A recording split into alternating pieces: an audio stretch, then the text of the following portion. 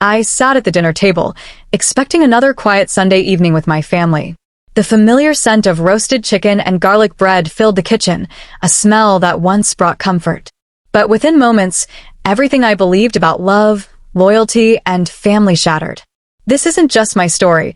It's for anyone who's given too much, waited too long, and hoped their sacrifices would one day be seen. We're taught that family is everything, that you stick together no matter what. I believed that with all my heart, giving my time, energy, and money until I had nothing left. But that night, across from my parents, James and Karen Pierce, and my younger brothers, Ryan and Jake, I realized a painful truth. They didn't see me as family. Not unless I was paying for something. The kitchen felt different that evening, the air heavy with unspoken tension. I sat in the same white wooden chair I'd known since childhood, facing my parents and brothers. Karen folded her napkin slowly, her forced smile betraying unease. "We wanted to tell you something important, Lauren," she said. James cleared his throat. "We finalized our will." I nodded, expecting a practical discussion about responsibility, perhaps how I could guide my brothers. But Ryan leaned back, arms crossed, a smug grin on his face. "To put it simply, you're not getting anything," he said. Jake added casually, "They're leaving the house, the beach property, everything to us." My heart sank. I looked to my parents for denial, but Karen gave a small nod. "You have a good career, a stable income," she said. "The boys need help more than you do." I couldn't speak. I'd helped pay their mortgage when Dad lost his job, covered Jake's tuition through his endless major changes, and bailed Ryan out of credit card debt repeatedly. Yet I was the one left out. "So, after everything I've done, I deserve nothing?" I asked, voice trembling. Karen sighed, her tone sharp. "Lauren, you always make it about money." I clenched my fists. "It's not about money. It's about respect, about showing up for you all." Ryan laughed. "No one asked you to help. You just liked playing the hero." Jake smirked. "Or maybe you thought paying enough would make them love you like they love us." Their words cut deep. I waited for my parents to intervene, but they sat silent. That's when I knew I wasn't family, just useful. Standing, I said calmly, "If that's your decision, here's mine. Don't expect anything from me again." I walked out, no one following. That night, I drove home in silence, their words echoing. "You always make it about money. No one asked you to help." At my apartment, I checked my banking app. The number stared back. $1,900 monthly to my parents for their mortgage and expenses, $12,200 split between Ryan and Jake for their crises. I'd skipped vacations, worked overtime, believing helping them was love. But they never said, "Thank you, Lauren, we see you." Instead, I was deemed unnecessary. I thought of the nights I wired Jake tuition money to keep him in school, or when I bailed Ryan out after a scam. I didn't seek recognition, but I hoped it mattered. It didn't. They saw me as a safety net, not a sister or daughter. That night, I realized no amount of giving would ever be enough. They didn't want me, just what I could provide. The next morning, I sat with cold coffee, my thumb hovering over the banking app's recurring transfers tab.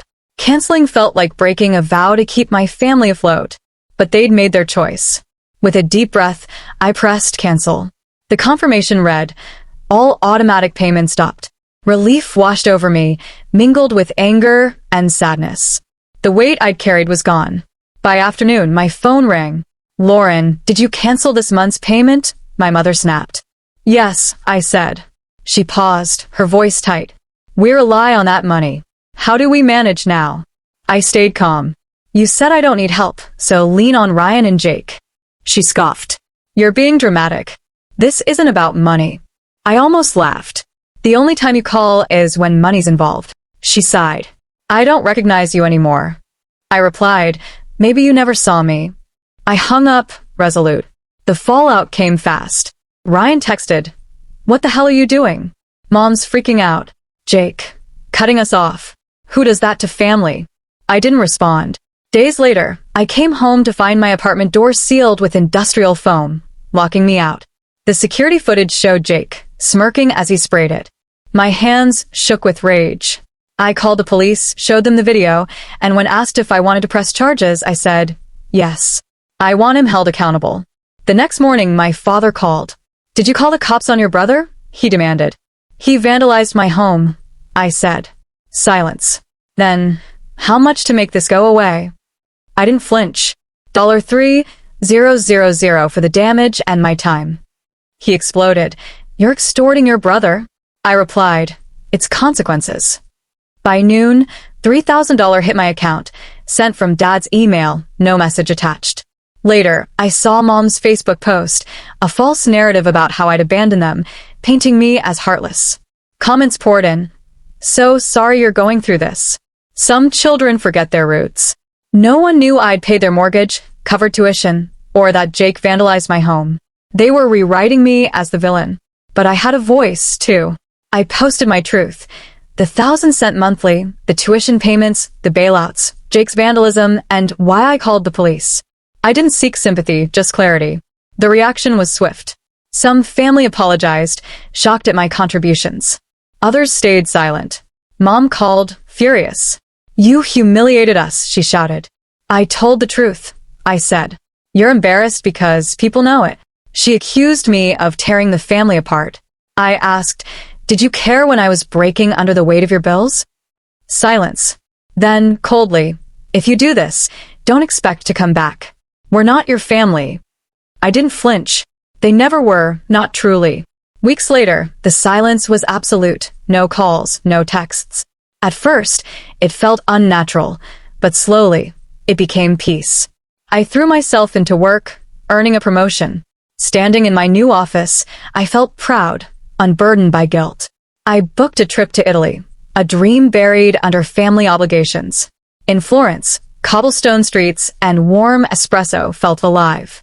At a cafe, a man named Alex, a traveler with kind eyes, struck up a conversation. We explored together, and for the first time, I felt seen for who I was, not what I could give.